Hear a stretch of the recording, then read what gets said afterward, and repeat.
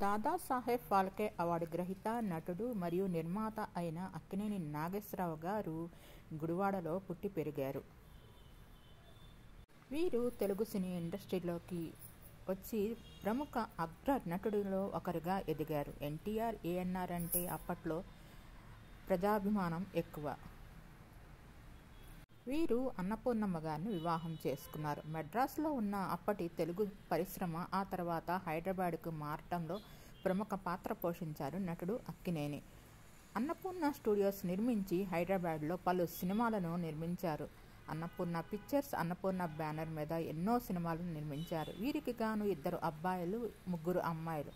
పెద్ద అబ్బాయి వెంకట్ నిర్మాతగా కొనసాగగా రెండో కొడుకు నాగార్జున నటుడుగా మరియు నిర్మాతగా కొనసాగారు. నాగార్జున భార్య అమల కూడా నటియే.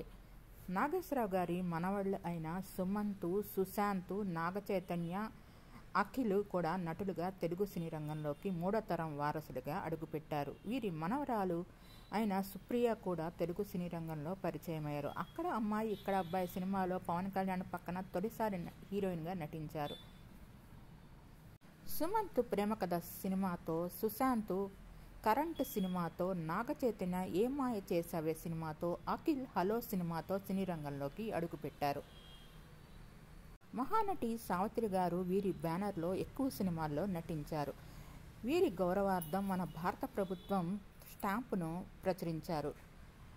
వీరి తాత పాత్రలో నటుడు సుమంత్ ఎన్టీఆర్ కథానాయకుడిలో నటించగా, మరో మనవడు నాగచైతన్య మహానటి మూవీలో నటించారు తన తాత పాత్రలో. నట సామ్రాట్ మరియు పలు బిరుదులను అందుకున్నారు. పద్మశ్రీ, పద్మభూషణ్, పద్మవిభూషణ్, దాదాసాహెబ్ ఫాల్కే అవార్డులను అందుకున్నారు. అప్పటి నెహ్రూ, ఇందిరాగాంధీ వీళ్లతో కూడా నాగేశ్వరరావు గారికి మంచి పరిచయాలు ఉన్నాయి. అప్పట్లో నిర్మాతల ముందు గౌరవార్థం ఎన్టీఆర్, ఏఎన్నార్ కిందనే కూర్చునేవారు. ఇప్పటి హీరోలకి అప్పటి హీరోలకి అదే తేడా.